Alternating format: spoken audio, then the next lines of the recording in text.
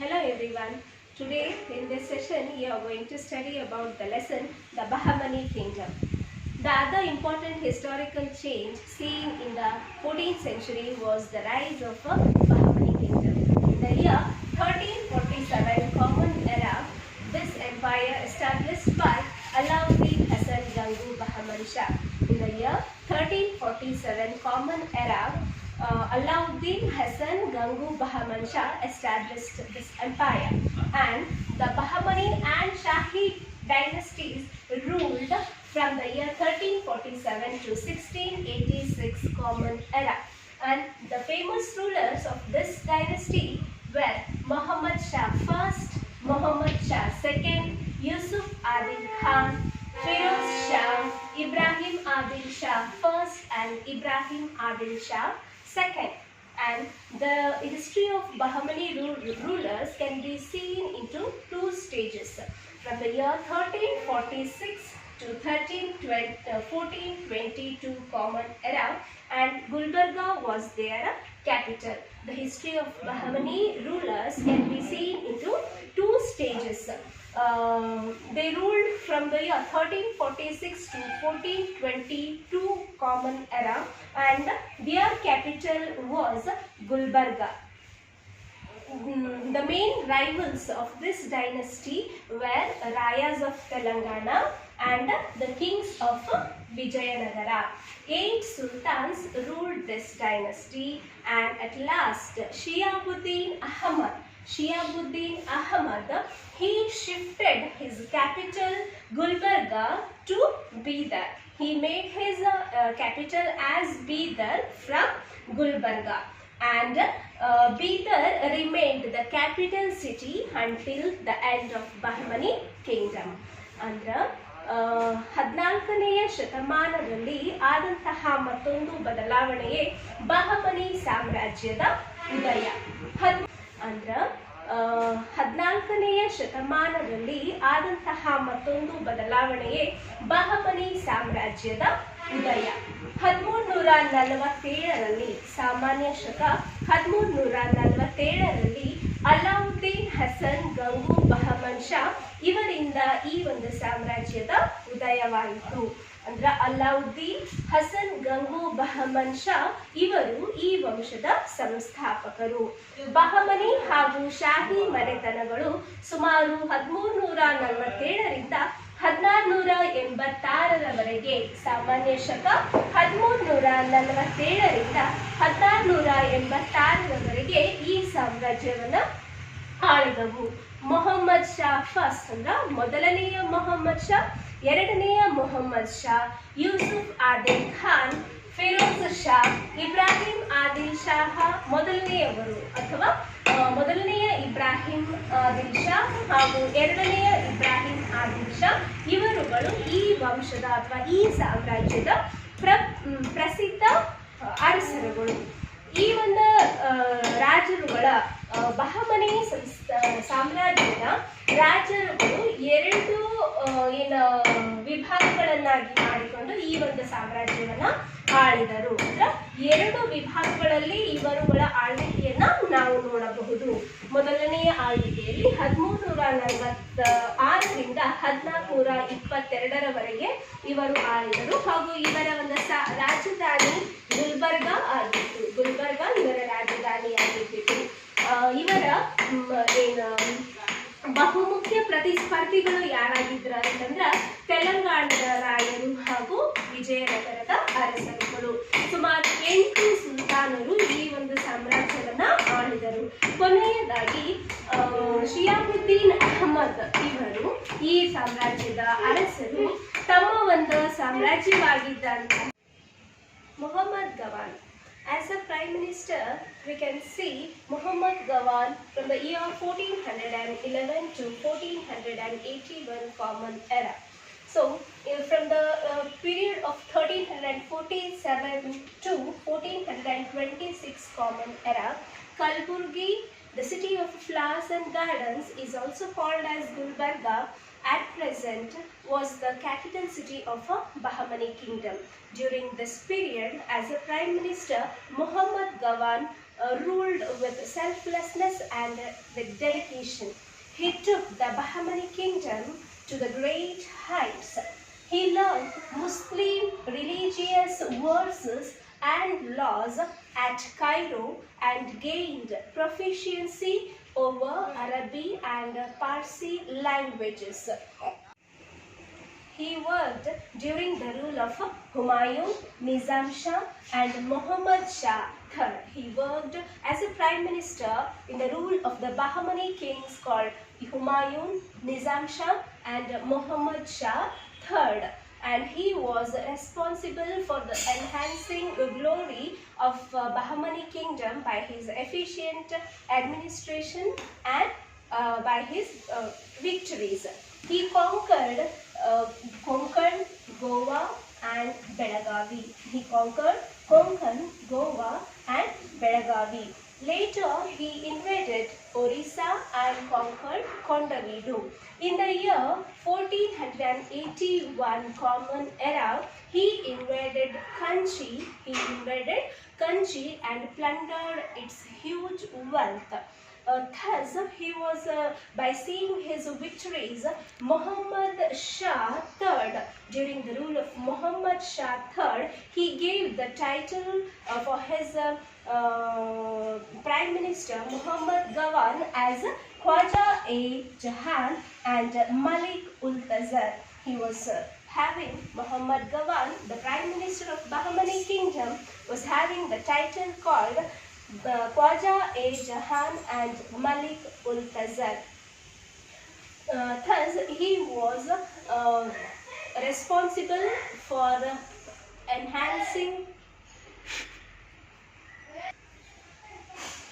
Thus, Muhammad Gawan, who was responsible for the all-round development of the Bahmani kingdom, became a victim to a conspiracy of his enemies, and he was beheaded on the false charge of betraying to the kingdom. After the death of Muhammad Gawan, the kingdom became weak and disintegrated into 5 parts. Here we can see the division of Bahmani kingdom, and the second stage starts from the year 1518. So here we can see the divisions. In Ahmadnagar, Nizam Shahis ruled in Ahmadnagar, and in Bijapur, Adil Shahi Sultans ruled. In Bidar, Imad Shahis, in Bidar, Barid Shahis, and in Golconda, Qutub Shahi Sultans ruled.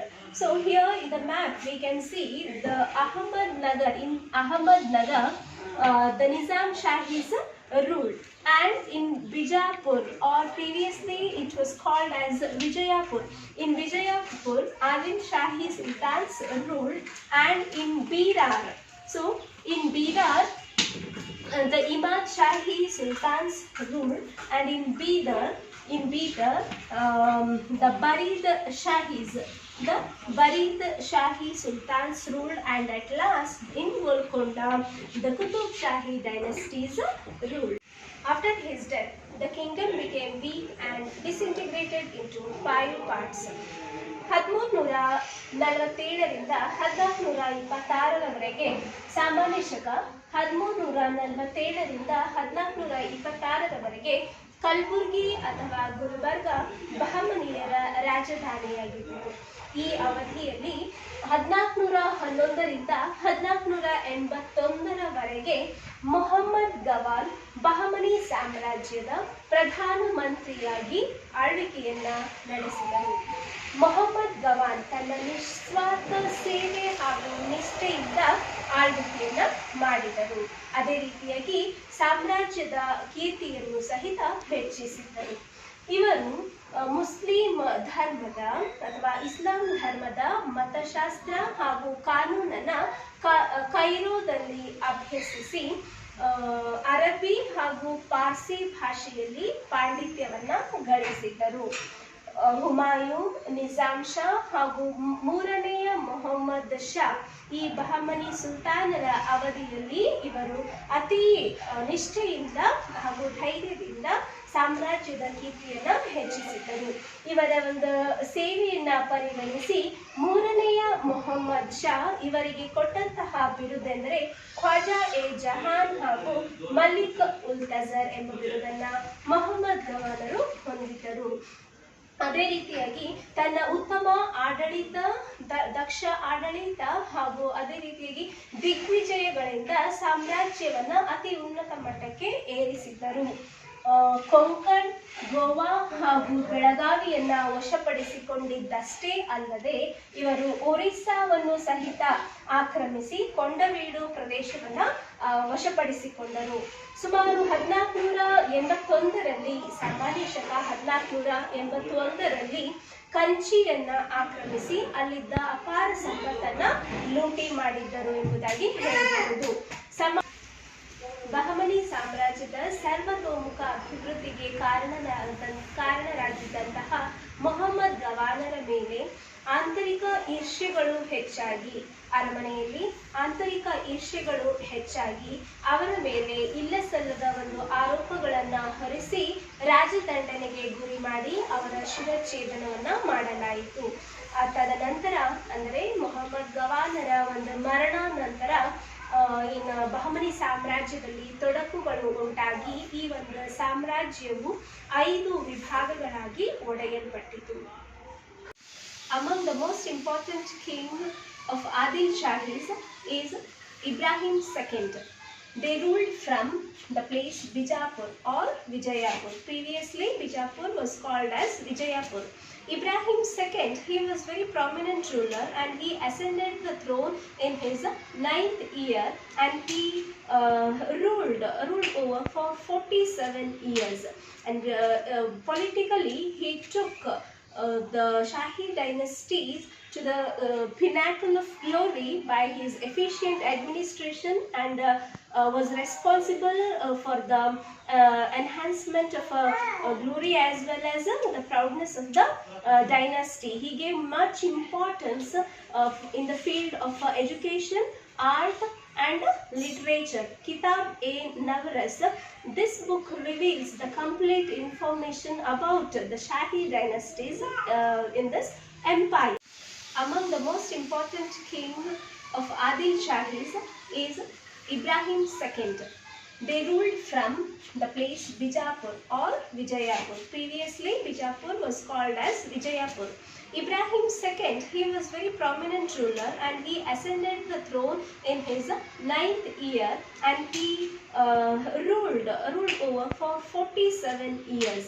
And politically, he took the Shahi dynasties to the pinnacle of glory by his efficient administration and was responsible for the enhancement of glory as well as the proudness of the dynasty. He gave much importance in the field of education, art and literature. Kitab-e-Navaras, this book reveals the complete information about the Shahi dynasties in this empire. Bahmani ಸಾಮ್ರಾಜ್ಯದ ಪ್ರಧಾನಮಂತ್ರಿಯಾಗಿ ಮೆರೆದಿದ್ದ ಮೊಹಮ್ಮದ್ ಗವಾನನ ಮರಣ ನಂತರ ಈ ಸಾಮ್ರಾಜ್ಯದಲ್ಲಿ ತೊಡಕುಗಳು ಉಂಟಾಗಿ 5 ವಿಭಾಗಗಳಾಗಿ ಒಡೆದು ಹೋದವು. ಆಗ ಆಳ್ವಿಕೆಯನ್ನು ನಡೆಸಿದಂತಹ ಮನೆತನಗಳೇ ಶಾಹಿ ಸುಲ್ತಾನರು ಎಂಬುದಾಗಿ ಹೇಳ್ಬಹುದು. ಈ ಶಾಹಿ ಮನೆತನಗಳನ್ನು 5 ಭಾಗಗಳಾಗಿ ವಿಂಗಡಿಸಬಹುದು. ಅವು ಯಾವ್ಯಾವು ಅಂತಂದ್ರೆ ಅಹಮದ್ ನಗರದಲ್ಲಿ ನಿಜಾಮ್ ಶಾಹಿಗಳು, ಬಿಜಾಪುರ್ನಲ್ಲಿ ಆದಿಲ್ ಶಾಹಿಗಳು, ಬೀದರ್ನಲ್ಲಿ ಇಮಾದ್ ಶಾಹಿಗಳು, ಬೀದರ್ನಲ್ಲಿ ಬರೀದ್ ಶಾಹಿಗಳು ಹಾಗೂ ಗೋಲ್ಕೊಂಡನಲ್ಲಿ ಕುತುಬ್ ಶಾಹಿಗಳು ತಮ್ಮ ಆಳ್ವಿಕೆಯನ್ನ ನಡೆಸಿದರು. ಅವುಗಳಲ್ಲಿ ಆದಿಲ್ ಶಾಹಿ ಮನೆತನಕ್ಕೆ ಬಿಜಾಪುರ ಇವರ ಒಂದು ರಾಜಧಾನಿಯಾಗಿತ್ತು. ಆದಿಲ್ ಶಾಹಿ ಮನೆತನಕ್ಕೆ ಸೇರಿದಂತಹ 2ನೆಯ ಇಬ್ರಾಹಿಂ ಇವರು ಅತ್ಯಂತ ಪ್ರಸಿದ್ಧ ಅರಸರು. ಸುಮಾರು ತಮ್ಮ 9ನೇ ವಯಸ್ಸಿನಲ್ಲಿ ಸಿಂಹಾಸನಕ್ಕೇರಿದಂತಹ ಈ ರಾಜ ಸುಮಾರು 47 ವರ್ಷಗಳ ಕಾಲ ಶಾಹಿ ಮನೆತನವನ್ನ ಬಿಜಾಪುರ ಸಾಮ್ರಾಜ್ಯವನ್ನ ಆಳಿದರು ಎಂಬುದಾಗಿ ಹೇಳಬಹುದು. ಅತ್ಯಂತ ದಕ್ಷ ಹಾಗೂ ನಿಷ್ಠೆಯಿಂದ ಆಳ್ವಿಕೆಯನ್ನ ನಡೆಸಿ ಶಿಕ್ಷಣ ಕಲೆ ಹಾಗೂ ವಾಸ್ತುಶಿಲ್ಪಕ್ಕೆ ಹೆಚ್ಚಿನ ಬೆಲೆಯನ್ನು ಕೊಟ್ಟರು. ಕಿತಾಬ್ ಎ ನವರಸ್ ಈ ಗ್ರಂಥದಲ್ಲಿ ಅವರ ಸಂಪೂರ್ಣ ಸಾಮ್ರಾಜ್ಯದ ವರ್ಣನೆಯನ್ನು ನಾವು ಕಾಣಬಹುದು. ಇವರ ಕಾಲದಲ್ಲಿ ಇನ್ನು ಬಿಜಾಪುರದ ಒಂದು ವಾಸ್ತುಶಿಲ್ಪ ಅತಿ ಹೆಚ್ಚಾಗಿ ಮೆರೆಯಿತು ಎಂಬುದಾಗಿ ಹೇಳಬಹುದು. ಅಷ್ಟೇ ಅಲ್ಲದೆ ಬಿಜಾಪುರದ ಗೋಲ್ ಗುಂಬಜ್ ಅನ್ನು ಸಹಿತ ಇದೇ ಕಾಲದಲ್ಲಿ ನಿರ್ಮಿಸಲಾಯಿತು ಎಂಬುದಾಗಿ ಹೇಳಬಹುದು. ಅಂದ್ರೆ ಸುಮಾರು 1626ರಲ್ಲಿ ಪ್ರಾರಂಭವಾಗಿ ಈ ಒಂದು ಗೋಲ್ ಗುಂಬಜ್ನ ಒಂದು ನಿರ್ಮಾಣ 1656ರಲ್ಲಿ ಇದು ಕೊನೆಗೊಂಡಿತು ಎಂಬುದಾಗಿ ಹೇಳಬಹುದು. The important other work which was constructed by Bahmani kingdom or the Shahi sultans was Gol Gumbaz built at Bijapur or Vijayapur, I can say.